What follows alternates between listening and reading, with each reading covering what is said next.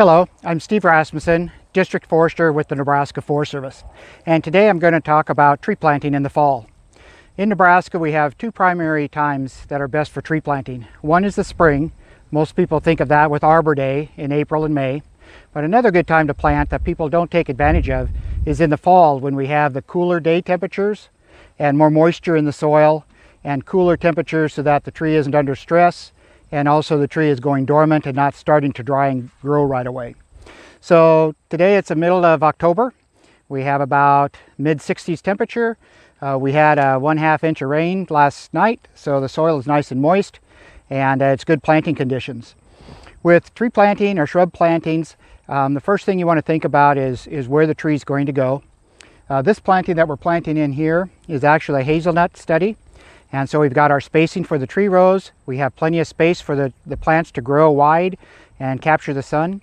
If you're planting in a landscape, you want to be aware of overhead wires. You want to think about if there's anything buried underground. You want to look up, look down, and look all around. You don't want to plant too close to a building or too close to other trees. You want to be aware of how large the plant will grow, and you plant in a location that will support the maturity height of that tree or that shrub. So once you have the location found, then you want to decide just how you're going to get the tree planted. Out here, this is soybean stubble, and so the planting is very easy. We don't have to clear this vegetation away, or we don't have to kill the grass around where we're going to plant the tree.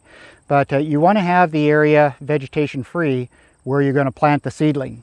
And the reason for that is if you have other vegetation growing, those roots from the vegetation already on the site will be there competing with the new tree roots and the roots that the new plant's trying to grow.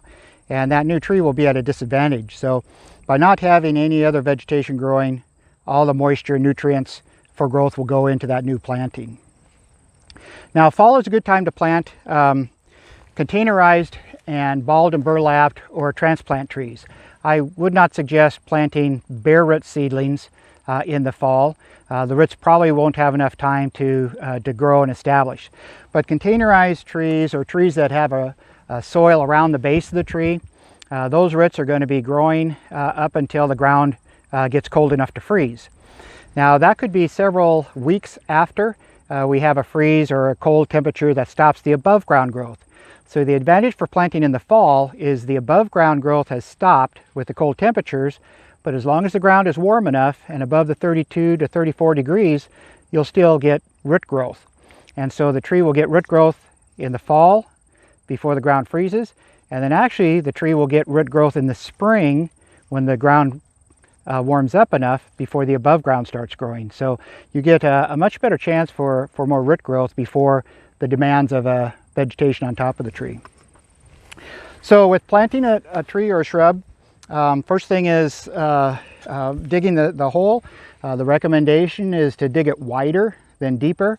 One of the more common mistakes with planting is that we plant our trees too deep and they end up having a poor root system.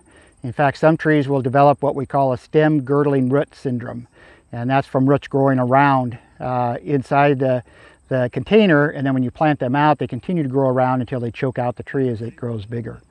So you want to dig the hole wide, and 2 times as wide as the container if you can.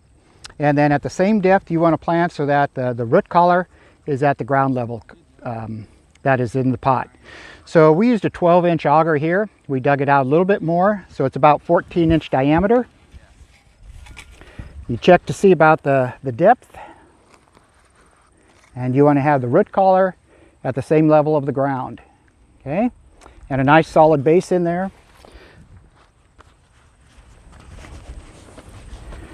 So then the next thing is when you take the plant out of a container, especially a plastic container, you want to check and make sure the roots aren't growing around each other. And here you can see these lighter roots. Those are the tips of the roots that are actively growing, so that shows a sign of a healthy root system.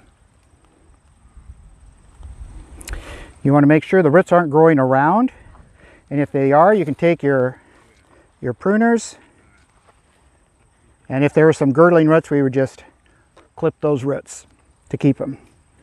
The other thing you can do is you can kind of break it apart a little bit There's some more of those little root hairs. So that's a good healthy root. Clean out that bottom. And you want to set it down in.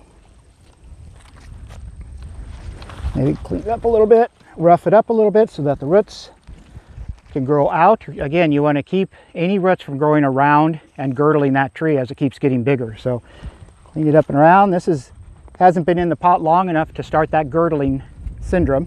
So we're okay there. And then you want to take your soil to backfill with the same soil that you took out of the soil. You don't have to worry so much about adding a lot of amendments to the soil.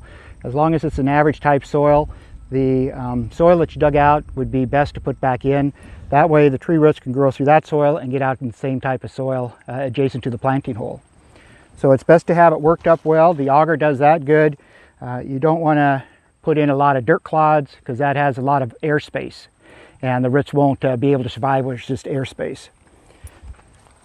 So you backfill in.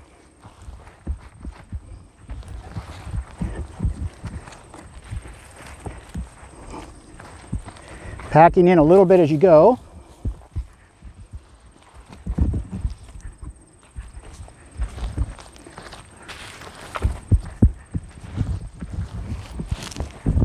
Till it's level with the ground. Now, we've got a slight slope here, and so what I'm going to do is I'm going to build a little berm or a little dam on the downhill side, so when we water the tree, it'll capture the water.